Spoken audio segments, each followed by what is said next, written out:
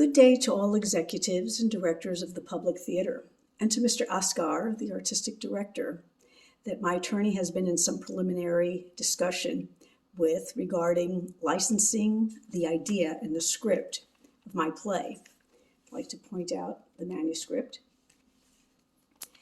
I'd like to introduce myself. I'm Carol Pierre Delermy, a second-generation child of Haitian parents who 4 years ago, at age 64, discovered that I am of Ashkenazi Jewish ancestry. After the search and discovery, I spent the last 7 months of my biological father's life with him, learning about him, the culture, and family as far back as my great-great-grandparents from Russia, Poland, and Lithuania. I would first like to thank the Public Theater for the opportunity to share, through my writings, a life lived of nearly 7 decades that many, if not most, will be able to identify with. And as for those who do not identify, they can at least get a glimpse of the complexities of straddling through different worlds, be it in your home or that which greets you as you step out your front door.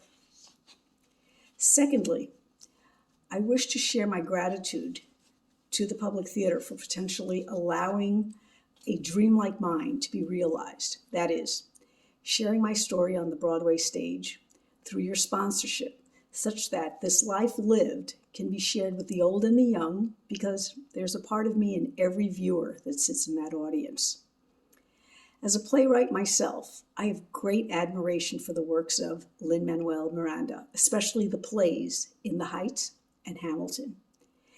The Public Theater took that gamble with Lin-Manuel to bring an almost obscure piece of history to prominence, and to where the young and old could say, why, Hamilton's story is a little piece of me. And like the first-generation Haitian novelist and storyteller Edwidge Dandikat, whom I admire immensely in her book, Breath, Eyes, Memory, speaks to the experience of the outsider who is challenged by foreign culture and language, but has the need and desire to survive. In following the footsteps of these literary greats, I propose to you, the Public Theater, that upon review of my manuscript, Chocolate Lotus, Carol's life in 4 acts of approximately 17-year increments, it will beg the question of, who am I in this America, yesterday, today, and tomorrow? The script encompasses the hot-button topics of today: cultural and racial diversification, gender roles, and religion. In writing this play, my intent is to connect 3 generations where each viewer will see a part of themselves, because my story is their story. And for those who may not identify, they will have a glimpse of a more spirited, more animated, and more expressive existence, a result of the melding of Haitian, Latin, and Jewish sensibilities, and how one navigates these minefields. The audience will come away realizing that we are really all one and the same. It is now that I ask for the public's financial sponsorship to see the performance of Chocolate Lotus become a stage reality on Broadway. I have generated my business plan for your review and analysis, as you can see here.